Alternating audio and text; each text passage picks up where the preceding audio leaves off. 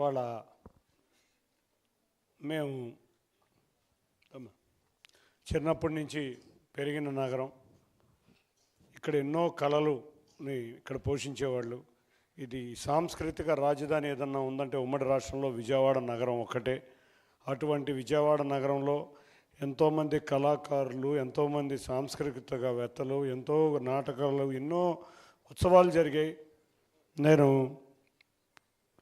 అటువంటి ఉత్సవాలు ఎన్నో చూసి, మాకు శ్రీరామనవమి అన్న, దసరా అన్న ఎన్నో పందిర్లు వేసి నాటకాలు కాడి నుంచి ఎన్నో కళలను పోషించే ఈ విజయవాడ నగరంలో కొన్ని సంవత్సరాలుగా అటువంటి కార్యక్రమాలు జరగట్లేదు. మరీ ముఖ్యంగా 2018 నుంచి కూడా కళాకారులు చాలా ఇబ్బందుల్లో ఉన్నారనే ఒక ఆలోచనతో మేము ఈ కార్యక్రమం విజయవాడ నగర ప్రజలతో, విజయవాడ నగర ప్రజలు ఆదరించి విజయవాడ ప్రజల సహకారంతో ప్రారంభించడం జరిగింది.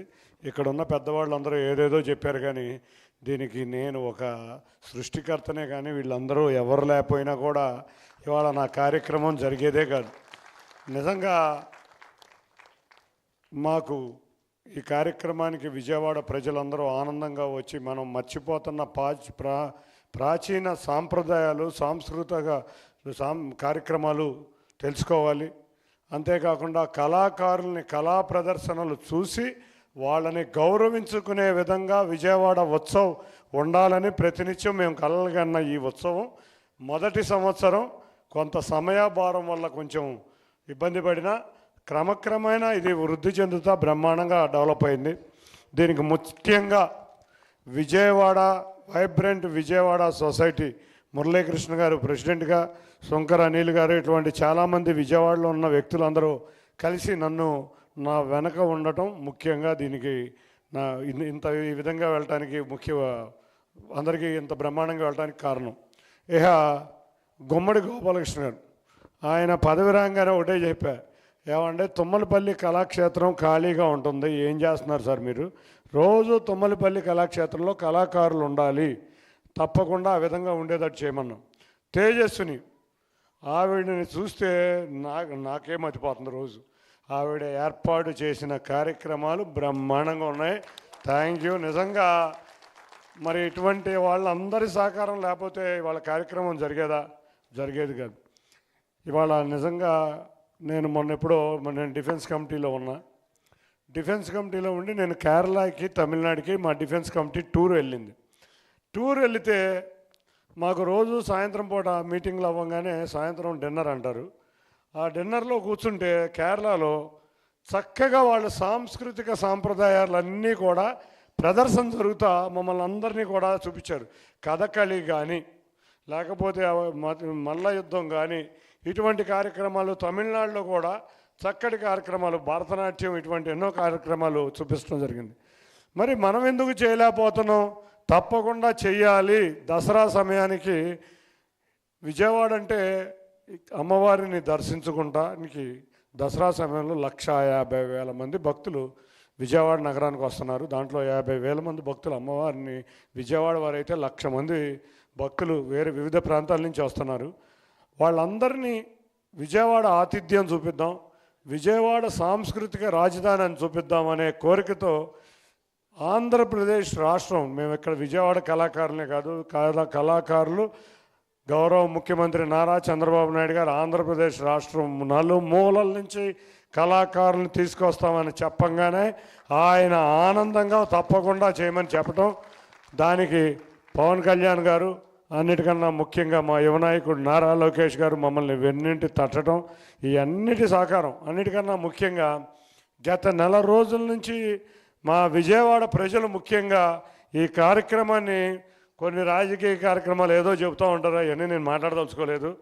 దీన్ని ఇబ్బంది పెడుతున్నా కూడా విజయవాడ ఉత్సవాన్ని సొంతగా ఉత్సవంలాగా భావించి ఎక్కడికక్కడ అవేర్నెస్ క్యాంపులు పెట్టడం జరిగింది. నిజంగా చూస్తే ఇంకా ఇక్కడే తక్కువగా ఉన్నారు మేము, ఎందుకంటే ఇక్కడ ఎక్కువగా అమ్మవారి భక్తులు వస్తారు, వారి కోసం ఇక్కడ రిజర్వ్ చేద్దాం, విజయవాడ వారికి ఘంటసాల కళాక్షేత్రంలో పెడదామంటే అక్కడైతే మాకు కుర్చీలు కూడా దొరికే పరిస్థితి లేదంటే ఇవాళ కళలని ఏ విధంగా ప్రజలు ఆదరిస్తున్నారో చూడాలి.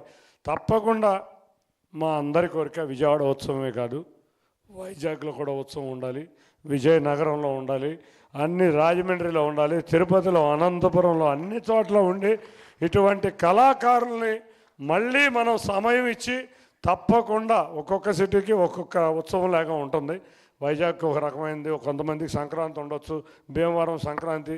మంత్రి గారు వర్మ గారు కూడా చెప్పారు, భూపతి వర్మ గారు, తప్పకుండా ఉత్సవం పెడదాం, 3 రోజులు నాకు సహకరించాలన్నారు. ఇటువంటి ఉత్సవం అన్ని ప్రదేశాల్లో ఉంటే ఇవాళ పేద కళాకారులు, నిజంగా చాలా ఇబ్బందుల్లో ఉన్న కళాకారులకి ఒక పోషణ, నిజంగా ప్రతి సమయంలోనూ ఎంతో కొంత ఆర్థికం మేమంతా చేయలేకపోయినా చిన్న ఆర్థిక సహాయం చేసినా ఇబ్బందుల నుంచి బయటకు వస్తుంది.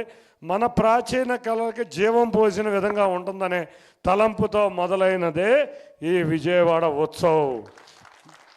ఇవాళ విజయవాడ నగర ప్రజలు కూడా మేమందరం ఒకటే కోరాం, విజయవాడ నగరాల్లో వ్యాపారం బాగాలేదు, విజయవాడ ఉత్సవం వచ్చే వారికి స్పెషల్ డిస్కౌంట్, అమ్మవారి దర్శనానికి వచ్చే వాళ్ళకి స్పెషల్ డిస్కౌంట్ ఇవ్వండి అంటే వ్యాపార వర్గాలు కూడా చక్కగా విజయవాడ దసరా నవరాత్రులు విజయవాడ ఉత్సవాల సందర్భంగా డిస్కౌంట్ అనౌన్స్ చేశారు.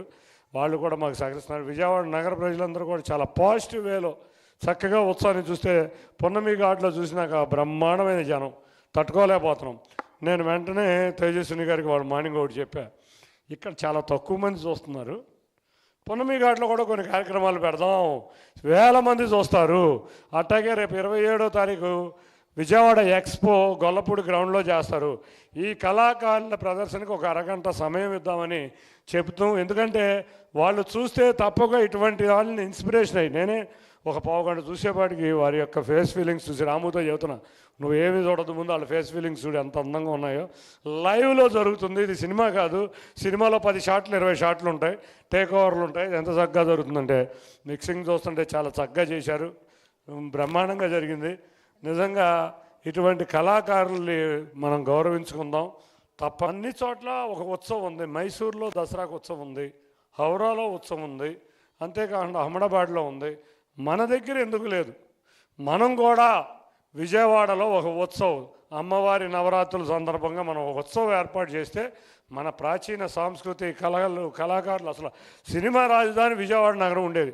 అటువంటి సినిమా వారిని కూడా ఇవాళ ఎగ్జిబిషన్ గ్రౌండ్లో రోజుకొక కార్యక్రమం పెట్టాలని వాళ్ళందరూ కృషి చేస్తున్నారు. బాలకృష్ణ గారు, పవన్ కళ్యాణ్ గారు, చిరంజీవి గారు అందరూ కూడా రేపు రాబోతున్నారు 27వ తారీఖు నుంచి.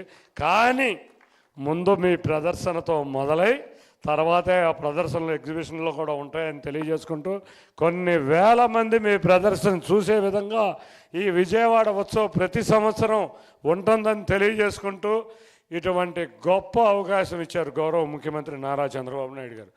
ఆయన రేపు 27వ తారీఖు ఇదే వేదిక మీదకు వచ్చి ఏపీ టూరిజం సందర్భంగా కొంతమంది కళాకారులను కూడా కలవబోతున్నారు. తప్పకుండా మీకు ఈ ప్రభుత్వం ప్రజాప్రభుత్వం, ఎక్కువ చెప్పదలుచుకోవాలి, ప్రజాప్రభుత్వం, మీ సమస్యలను వారి దృష్టికి తీసుకెళ్తాం. ప్రభుత్వం అన్నీ చేయలేదు ఇవాళ, ఎందుకంటే ప్రభుత్వం మీద చాలా బర్డెన్ ఉంది.